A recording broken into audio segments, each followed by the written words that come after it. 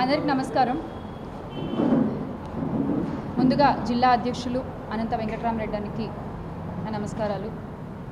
ఈ రోజున అనంతపురం జిల్లాలో చాలా విషయాలు నేను ఇక్కడికి వచ్చి తెలుసుకోవడం జరిగింది. దానికంటే ముందు మన గౌరవ మంత్రివర్యులు, సకల శాఖ మంత్రివర్యులు నారా లోకేష్ గారు నిన్న మొన్న ఇక్కడ అనంతపురం జిల్లా పర్యటన చేశారు అన్న విషయం తెలిసింది. అయితే నేను అడిగాను, ఆయన పర్యటించారు కదా, మరి ఏమన్నా మాట్లాడారా ఇక్కడ సమస్యల గురించి, ఇక్కడ ఇబ్బందుల గురించి ఉద్దేశించి ఏమైనా అడ్రస్ చేశారా అని అడిగితే నాకు చెప్పారు, ఆయన వచ్చి ఒక శంకుస్థాపన చేసి, అది కూడా ఏమిటి, జగనన్న హయాంలో ప్రవేశపెట్టినటువంటి ఆ ప్రాజెక్ట్కి ఆయన శంకుస్థాపన ఇప్పుడు చేసి ఆ తర్వాత ఏదో వివాహ వేడుకకు హాజరయ్యి వెళ్ళిపోయారన్న విషయం తెలిసింది. అయితే నాకు ఈ విషయం విన్న తర్వాత ఒక సందేహం కలిగింది. ఇక్కడ ఈ అనంతపురం జిల్లాలో, ఈ వెనకపండి జిల్లాలో విద్యార్థులు చాలా చాలా చాలా సమస్యలను ఎదుర్కొంటున్నారన్న విషయం నా దృష్టికి వచ్చింది. నేను ఆ విద్యార్థులతో మాట్లాడడం కూడా జరిగింది. అందులో చాలామంది చెప్తున్నది ఏంటంటే, ఫీ రీయింబర్స్మెంట్ రాక మాకు పరీక్షలు ఇంకొక వారం రోజుల్లో ఉన్నాయి అన్నప్పుడు కూడా మాకు హాల్ టికెట్లు ఇవ్వలేదక్క, ఎందుకు అని అడిగితే మాకు ఫీ రీయింబర్స్మెంట్ బకాయిలు ఇంకా రాలేదు, సో మేము అవి వస్తే కానీ మీకు హాల్ టికెట్లు ఇవ్వలేము, మీరు పరీక్షలు రాయడానికి వీలు లేదు అని చాలామంది విద్యార్థుల్ని కట్టడి చేశారట కాలేజ్ యాజమాన్యం. ఇంకా పాపం వాళ్ళు అప్పటికప్పుడు వాళ్ళ తల్లిదండ్రులు ఇంట్లో ఉన్నవి లేనివి అన్నీ తాకట్టు పెట్టి అప్పు తెచ్చి డబ్బులు సమకూర్చుకుని ఆ పేద విద్యార్థులు ఫీజులు కట్టి హాల్ టికెట్లు తెచ్చుకున్న పరిస్థితిని నేను నా విద్యార్థులు నాకు వివరిస్తుంటే చాలా బాధగా అనిపించింది. ఎందుకు ఇలా? మీరు ఒక విద్యాశాఖ మంత్రిగా ఉన్నారు, మీరు ఇస్తానన్న ఫీ రీయింబర్స్మెంట్ బకాయిలు ఇంకా దాదాపు ఏడాది అవుతున్నా కూడా మీరు ఇప్పటివరకు దాన్ని చెల్లించలేదు. సరే, మీరు జిల్లాలోకి వచ్చారు, వచ్చినప్పుడు ఆ విద్యార్థుల్ని కలిసి ఒక చిన్న మాట ధైర్యం చెప్తే వాళ్ళకి ఎంత ఆనందంగా ఉంటుందండి. ఆ తల్లిదండ్రులకు ఒక భరోసా, ఎప్పుడు చేస్తాం, ఇవాళ చేస్తామో రేపు చేస్తామో మీరు ఎలాగో చెప్తూ ఉంటారు కదా, రేపు ఎల్లుండి అంటూ దాటేస్తూ ఉంటారు కదా, ఆ మాట ఏదో మీరే స్వయంగా చెప్తే వాళ్ళకి ధైర్యంగా ఉంటుంది కదా. దాని గురించి మాట్లాడలేదు జిల్లాలోకి వచ్చి. అలాగే ఉమెన్స్ డిగ్రీ కాలేజ్లో కేఎస్ఎన్ ఉమెన్స్ డిగ్రీ కాలేజ్లో ఆడపిల్లలకి ఆ హాస్టల్లో ఎలకలు కొరికేసిన విషయం మనందరికీ తెలుసు. ఎంత దారుణంగా ఆడపిల్లలకి గాయాలు అయ్యాయో కూడా మనందరం చూసాం. మీరు విద్యాశాఖ మంత్రి గారు జిల్లాలోకి వచ్చారు, కనీసం వెళ్ళి వాళ్ళని పరామర్శించాలి కదండి. ఒక మాట నాకు తెలియక అడుగుతున్నాను నిజంగా. అంటే జిల్లాలోకి వచ్చినప్పుడు మామూలుగా ఇలాంటివన్నీ ఉంటే వెళ్ళి అడుగుతాం కదా, మీరు ఆ శాఖ మంత్రిగా ఉన్నారు కదా, అది చేయలేదు మీరు. ఎలకలపై చర్యలు తీసుకుంటామంటూ చెప్పిన వాళ్ళ గురించి కూడా మీరు ఒక మాట మాట్లాడలేదు. ఆ యాజమాన్యంపై కానీ సంబంధిత అధికారులకు కానీ మీరు ఒక మాట చెప్తే అది వేరే విధంగా ఉంటుంది కదా, అది చేయలేదు. ఆ సమస్యని మీరు అడ్రస్ చేయలేదు. అంతేకాకుండా మళ్ళీ మన దగ్గుబాటి ప్రసాద్ గారు అంటూ ఉన్నారు, నారా లోకేష్ గారికి అనంతపురం జిల్లా అంటే వల్ల మాలిన ప్రేమ అని. నిజంగా ఆయనకి అనంతపురం జిల్లా అంటే అంత ప్రేమ ఉంటే కనుక జిల్లాలోకి వచ్చినప్పుడు మరి విషయాలన్నీ మాట్లాడాలి. లేదు అంటే అసలు ఆయనకు అంత ప్రేమ ఉంటే కిమ్స్ని అనంతపురంకి ఇచ్చేయమనండి. ఎందుకు? అంత ప్రేమ ఉంది కదా మీకు అనంతపురం జిల్లా మీద. ఈరోజు నేను అనంతపురం జిల్లాలో కూర్చుని మాట్లాడుతున్నాను ఈ విషయం. ఇక్కడ ప్రజల దగ్గర అన్నీ విన్న తర్వాత మాట్లాడుతున్నాను నేను ఇవన్నీ కూడా. ఆ కిమ్స్ని అనంతపురంకి ఇచ్చేయండి. ఎందుకు మీరు మందలగిరికి మార్చుకున్నారు? మీకు అనంతపురం జిల్లా అంటే చాలా ప్రేమ కదా, ఇచ్చేసేయండి ఇక్కడికి. అది లేదు. మీరు చేసింది ఏంటి అంటే, ఈ జిల్లా పర్యటనలో నిన్న మొన్న జరిగిన 2 అనంతపురం జిల్లా పర్యటనలో మీరు చేసింది ఏంటి అంటే, జగనన్న హయాంలో మేము తీసుకొచ్చిన ఒక ప్రాజెక్ట్కి 2023లో మేము ఆ సంస్థతో ఒప్పందం కుదుర్చుకుని అప్రూవ్ చేసుకున్నటువంటి ఒక ప్రాజెక్ట్కి మీరు శంకుస్థాపన చేశారు. దాన్ని కూటమి నేతలు మీ హయాంలో తీసుకొచ్చినట్టుగా ప్రచారాలు చేస్తున్నారు. అసలు నాకు అర్థం కాదండి. కూటమి నేతలు చెప్తూ ఉన్నారు, దావోస్ పర్యటనలో అంట నిన్న మీరు శంకుస్థాపన చేసినటువంటి integrated renewable power complex solar plant ఏదైతే శంకుస్థాపన చేశారో దాన్ని మీరు దావోస్ పర్యటనలో ఒప్పందం కుదుర్చుకుని వచ్చారంట.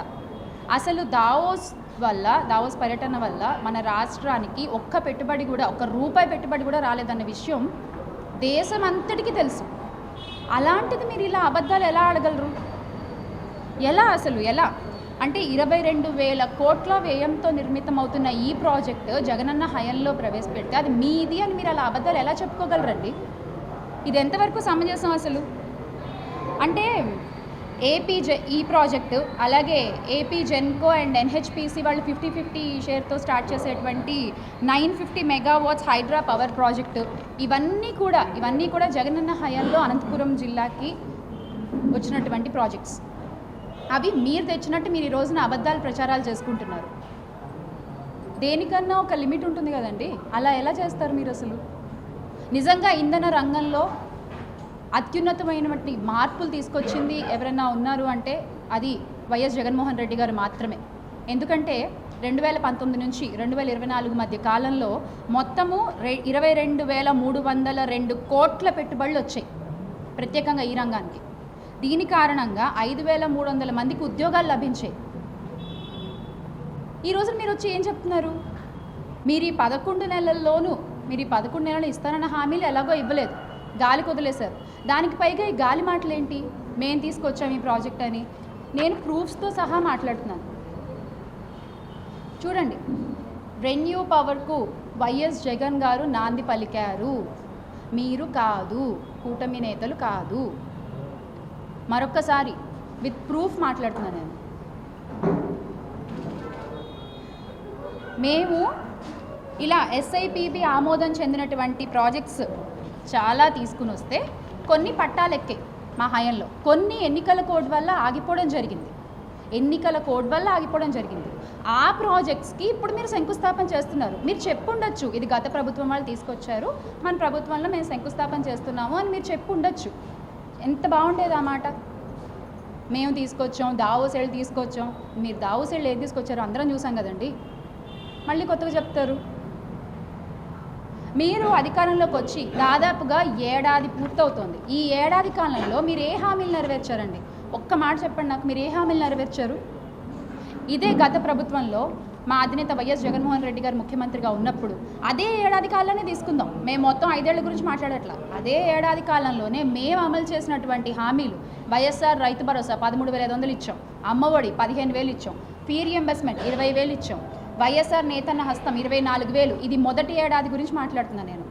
టైలర్స్కి 10,000 ఇచ్చాం, వాహనమిత్ర 10,000 ఇచ్చాం, వైఎస్ఆర్ కాపు నేస్తం 15,000 ఇచ్చాం, నాయి బ్రాహ్మణులకు కూడా 10,000 ఇచ్చాం, రజకులకు 10,000, వైఎస్ఆర్ మత్స్యకార భరోసాకి 10,000.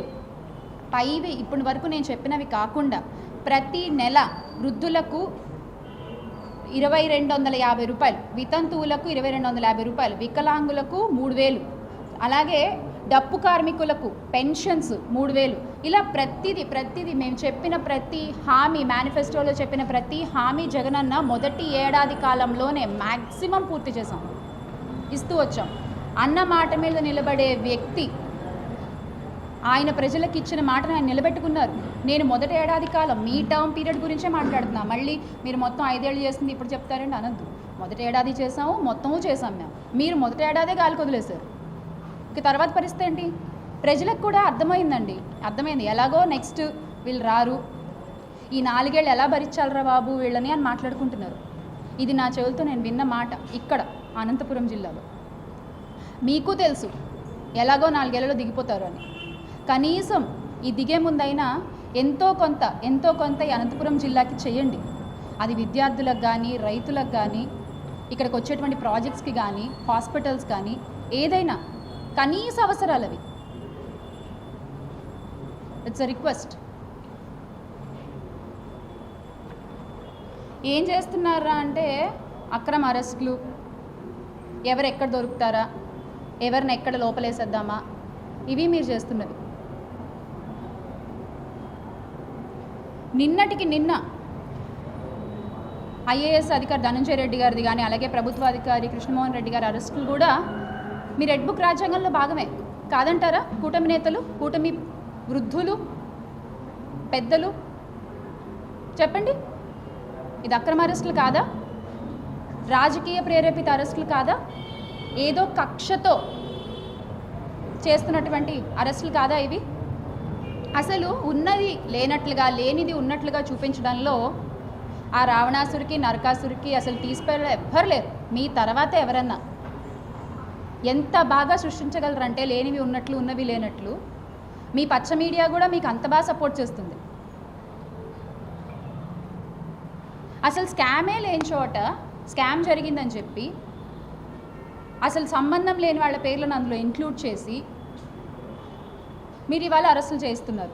దొంగ సాక్ష్యాలు పుట్టించి అబద్ధపు స్టేట్మెంట్లు తీసుకుని, బెదిరించే స్టేట్మెంట్లు రాయించుకుని మీరు కేసులు పెట్టిస్తున్నారు. ఇది ఎంతవరకు సమంజసం? అసలు ఇది నేననే మాట కాదు, సుప్రీంకోర్టు కూడా మీకు వార్న్ చేసింది కదా, రాజకీయ పూర్తి కక్షలు, రాజకీయ ప్రేరేపిత అరెస్టులు చేయడం కరెక్ట్ కాదు అని చెప్పి సుప్రీంకోర్టు కూడా వార్న్ చేసింది కదా. అది కూడా మీకు గుర్తులేకపోతే ఎలా అండి?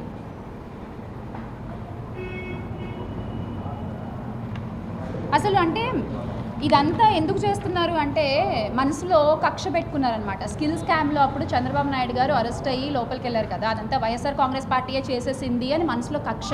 అది చేసింది వైఎస్ఆర్ కాంగ్రెస్ పార్టీ కాదండి, సెంట్రల్ నుంచి విత్ ప్రూఫ్స్ ఆ రోజున చంద్రబాబు నాయుడు గారు స్కిల్ స్కామ్లో అరెస్ట్ అయ్యి లోపలికి వెళ్ళారు అంటే విత్ ప్రూఫ్స్ సెంట్రల్ నుంచి ఆయన్ని అరెస్ట్ చేసి ప్రూఫ్ చేసి జైల్లో వేశారు. అది వైఎస్ఆర్ కాంగ్రెస్ పార్టీ చేసింది కాదు. మీరు అది మనసులో కక్షలు పెట్టుకుని ఈ రోజున మా నేతలపై, మా సోషల్ మీడియా యాక్టివిస్టులపై, మా స్టూడెంట్స్కి కూడా రాజకీయ రంగు పులుముతున్నారు మీరు ఇవాళ. Definitely not right sir, definitely not right. ఎందుకు ఇంతమంది మీద మీకు ఇంత కక్ష? మీరు అధికారంలోకి వచ్చింది కక్ష తీర్చుకోవడానికా? రెడ్ బుక్ రాజ్యాంగం నడపడానికా? ఎన్నికల ముందు చెప్పారు మేము రెడ్ బుక్ రాస్తున్నాము, ఎవరిని వదిలిపెట్టము అని చెప్పంటే నేనేమో అనుకున్నా, ఇచ్చిన హామీలు నిలబెట్టుకోలేదు, కానీ ఎన్నికల ముందు చెప్పిన ఆ మాటని మాత్రం బాగా నిలబెట్టుకున్నారు మీరు. అందుకోసం గెలిచినట్టుంది మీరు.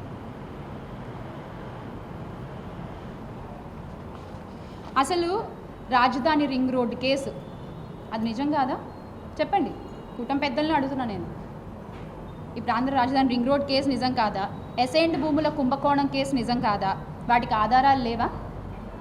ఫైబర్ నెట్ కుంభకోణం నిజం కాదా? వీటన్నిటిలోనూ ఆధారాలు ఉన్నాయి. చివరికి ఇసుక ఫ్రీ అని ఆ రోజు చెప్పి దోచేసింది ఇప్పుడు నిజం కాదా? అంతవరకు ఎందుకంటే 2014 నుండి 19 మధ్య నడిపిన లిక్కర్ మాఫియా ఇది నిజం కాదా? మీరు అన్నారే డిస్టిలరీ నుంచి తీసుకున్న మద్యం వల్ల, వైఎస్ఆర్ కాంగ్రెస్ పార్టీ కొనుగోలు చేసిన మద్యం వల్ల ఆరోగ్యాలు పాడైపోతున్నాయని మీరు అబద్ధపు ఆరోపణలు చేశారు ఆ రోజున. మరి ఈ రోజు మీరు అధికారంలోకి వచ్చాక కూడా అవే డిస్టిలరీ నుంచి ఎందుకు తీసుకుంటున్నారు మద్యం? మీరు అక్కడి నుంచి మీరు కూడా కొంటున్నారు కదా, మరి అంటే ఆ రోజు మీరు చెప్పింది అబద్ధమే కదా. ప్రివిలేజ్ ఫీజు పేరిట 5,000 కోట్ల దోపిడీ క్యాబినెట్లో చర్చించకుండానే జీవో జారీ చేశారు కదా, అది నిజం కాదా? ఎంపిక చేసిన 4-5 కంపెనీలకు 70% బ్రాండ్లు ఇచ్చారు. పక్కా ఆధారాలు ఉన్నాయి వీటన్నిటికీ కూడా. ఇప్పుడు నేను మాట్లాడుతున్న ప్రతి దానికి పక్కా ఆధారాలతో మాట్లాడుతున్నాను నేను. ఇవేమీ నిజం కాదా? ఇవన్నీ తప్పులన్నీ మీవే పెట్టుకుని మా నేతలను అరెస్ట్ చేస్తారేంటి మీరు?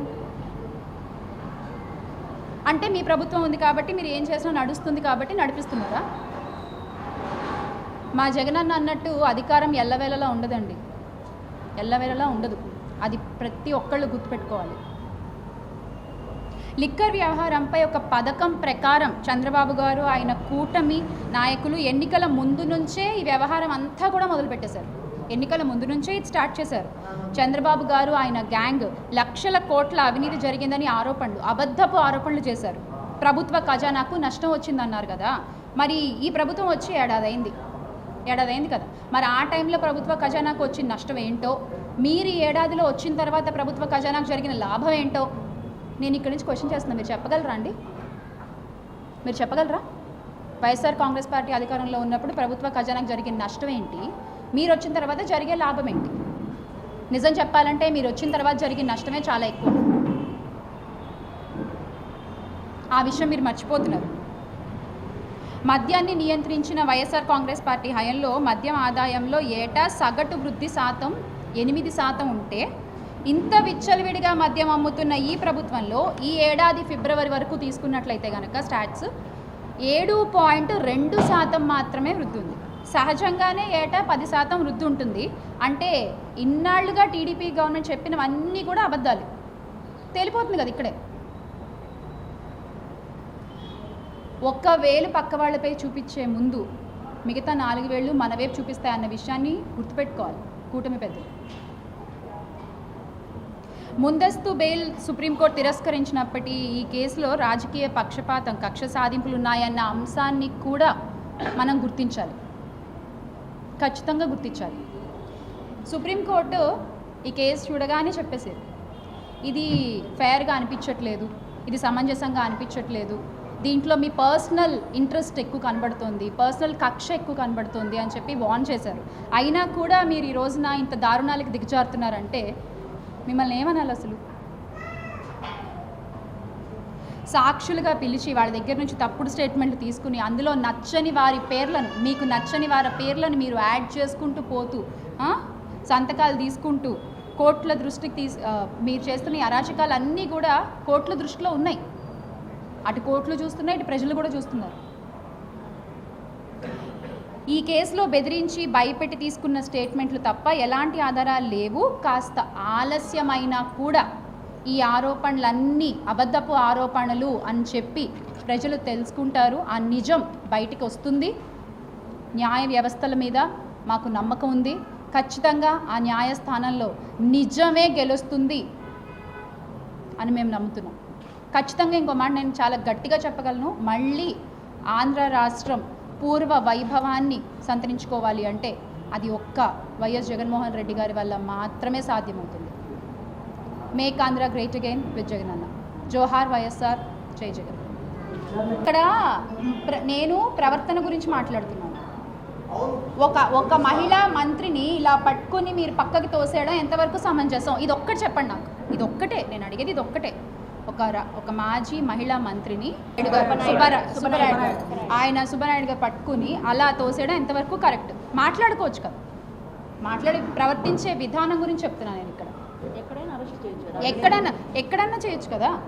మీడియాలో జరుగుతోంది ఏంటంటే ఇప్పుడున్న అధికారాన్ని అడ్డం పెట్టుకుని చదువుకునే పిల్లలపై దొంగ కేసులు పెట్టి అరెస్టులు చేయించడం జరుగుతుంది. అధికారాన్ని అడ్డం పెట్టుకుని పాత ప్రాజెక్టులు మేము తీసుకొస్తే వాళ్ళ పేర్లు వేసుకోవడం జరుగుతుంది. ఇప్పుడున్న అధికారాన్ని అడ్డం పెట్టుకుని లేనిపోని అబద్ధాలు ప్రచురించడం జరుగుతుంది. ఇదన్నా ఇప్పుడు జరిగేది, అధికారాన్ని అడ్డం పెట్టుకుని.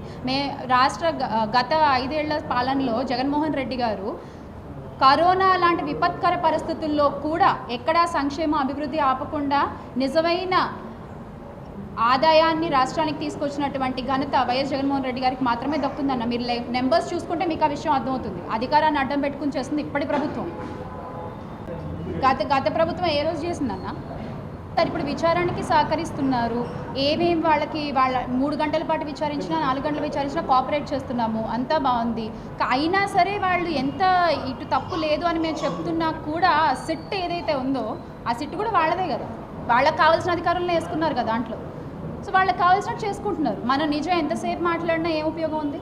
అందుకే ఇప్పుడు మేము అంటున్నాం న్యాయస్థానాల మీద మాకు నమ్మకం ఉంది, ఖచ్చితంగా న్యాయం గెలుస్తుంది అనేది అంత గట్టిగా చెప్తుంది. అందుకే మన గౌరవ ఉప ముఖ్యమంత్రి పీపీపీ గారు, పిఠాపురం పీఠాధిపతి పవన్ కళ్యాణ్ గారు ఎన్నికల్లో ఎంత గోల పెట్టారు, ఎంత గగ్గోలు పెట్టారన్న. 32,000 మంది అమ్మాయిలు మిస్సింగ్, 32,000 మంది అమ్మాయిలు మిస్సింగ్ అని చెప్పి ఎంత గగ్గోలు పెట్టారు. ఎన్నికలు గెలిచి వచ్చిన తర్వాత దాని గురించి ఒక్క మాట మాట్లాడలేదు. అది పక్కన పెడితే ఆయన సొంత నియోజకవర్గంలో కూడా మహిళలపై ఎంత అన్యాయం జరుగుతున్నా ఆయన ఒకరోజు మాట్లాడలేదు. రాష్ట్రంలో ఏ మహిళకి ఇంత ఇబ్బంది కలిగినా, ఘోరంత ఇబ్బంది కలిగినా కొండంత అండగా ఉంటానని చెప్పిన ఆ పెద్ద మనిషి, ప్రశ్నించిన పెద్ద మనిషి ఈ రోజున గొంతు మెదపట్లేదు. అందుకే మోడీ గారు కూడా మొన్న వచ్చినప్పుడు చాక్లెట్ ఇచ్చారు, తిని కూర్చో బాబు అని. నిజంగా అంటే ఏ మహిళకి న్యాయం జరుగుతోంది? దళిత మహిళకి న్యాయం జరుగుతోంది, ఒక బీసీ మహిళకి న్యాయం జరుగుతోంది. అంతెందుకండి, మాజీ మంత్రిగా చేసినటువంటి మన విడుదల రజని గారిపైనే మొన్న అంత అసభ్యంగా సిఐ మాట్లాడితే, ప్రవర్తిస్తే దాని గురించి కూడా ఈ ప్రభుత్వం వాళ్ళు ఒక్కళ్ళు స్పందించలేదు. ఒక మాజీ మంత్రికే రక్షణ లేకపోతే ఈ రాష్ట్రంలో సామాన్య మహిళలకు ఏం రక్షణ ఉంటుందండి?